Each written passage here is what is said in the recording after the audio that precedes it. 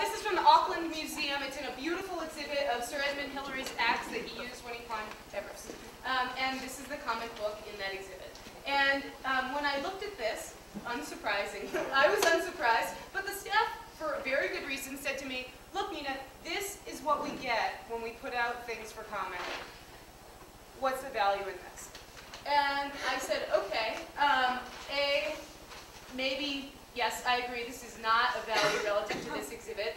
B, people are doing this sort of I was here element. Maybe that's interesting in a very, very small way. But I sort of look at this, and when I see comic books like this, I immediately say, this comic book was not designed well to match up with the experience people were having in this exhibit, so they used it for something else. So here's the other example I want to show you. Oh, it's very hard to see. Okay. This is from an exhibit of Jack Kerouac's original manuscript of On the Road. It was at the Lowell National Historical Park, very small state park museum, I guess National Park Museum. It was here. It was here. Wow, and did you guys do this thing with the typewriter? Yes. Yes. Did anybody see this? Yes. Yes. Yes. This is amazing. I've never had this experience. This is my favorite visitor response board I've ever seen because it was designed to stay in the emotional space that people were in when they looked at the manuscript. So it didn't say, what do you think? It says, it has this unattributed quote from Kerouac, never say a commonplace thing. I don't know if you guys noticed, but I was shocked to find out that the typewriter there was an actual Kerouac family typewriter. So amazing, not only of the time, but connected to people. At least when it was in Lowell, they had 18,000 comments that were shared and left. I presume a lot of more people took them home with them, and I was shocked to hear that 18,000 people visited the National Park every year. These are just a couple of the comments. If you were there, I'm sure you saw some of these as well. I picked these because I like them, but they were not necessarily remarkable compared to others. I'll just read this top one so people in the back can see it.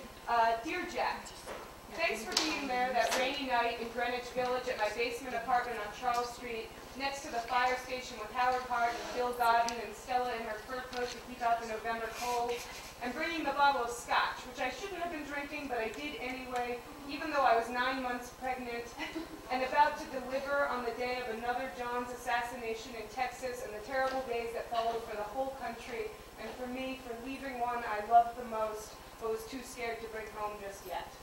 Corinne.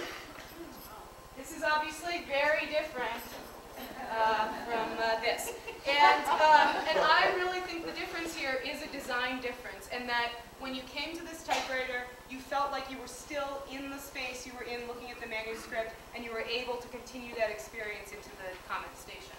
So the first thing I would say about making spaces for meaningful response is thinking about how do we design for the kind of thing that somebody wants to do and the kind of response they want to have here. When it comes to meaningful participation, I also think it's important to think not only about people who want to write comments. Dan and I were talking over lunch about the fact that neither of us are the kind of people who write comments. And I don't know about Dan, but I'm the kind of person who always looks at them, but almost never writes one. And this is borne out when you look at participation in other environments. So this is data from the social web, looking at the ways that people use social media. So there are people who are creators, who write blog posts, make videos, things like that. There are people who are critics, who comment on things, who rate things. There are people who collect their favorites. There are people who join social networks. And there are people who watch, who spectate, who watch YouTube videos and those kinds of things. And then there are people who are inactive in the space. And when I look at this, I really focus on the fact that the vast majority of people do not create. And in fact, on any given site, a very, very small percentage of people do. But there are all these other activities people would like to do that are not necessarily about them sharing their own story or their own object or their own comment. And so I think that in museums we have to look at, okay, how can we provide opportunities for people to do things like that Worcester Museum where people got to vote on exhibits as opposed to having to come up with an original creation themselves. And the example I just want to show in the web world is YouTube.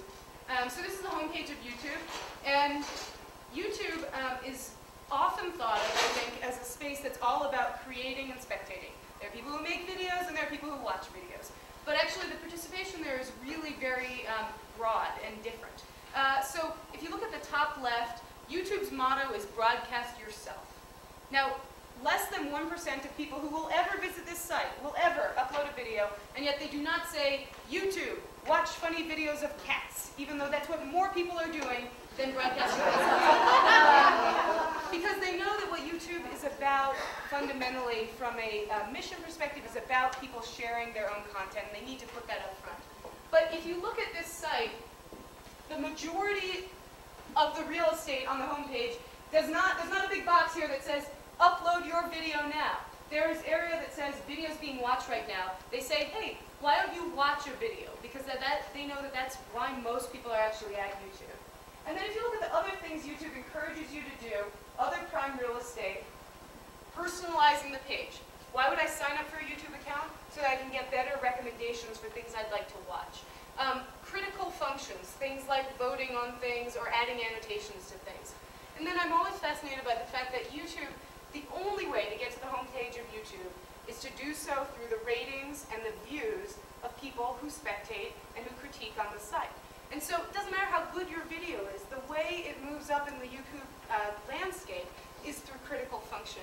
And actually, when I've talked to designers from YouTube and Google, they've said, you know, we focus on getting more people to move from watching videos to rating them than we do getting them to make them. And the reason they said is because, in fact, it doesn't matter if 10 times as many people make videos for YouTube. It wouldn't make it better necessarily. But every time people rate videos, it does make it better by categorizing and prioritizing the content that's there.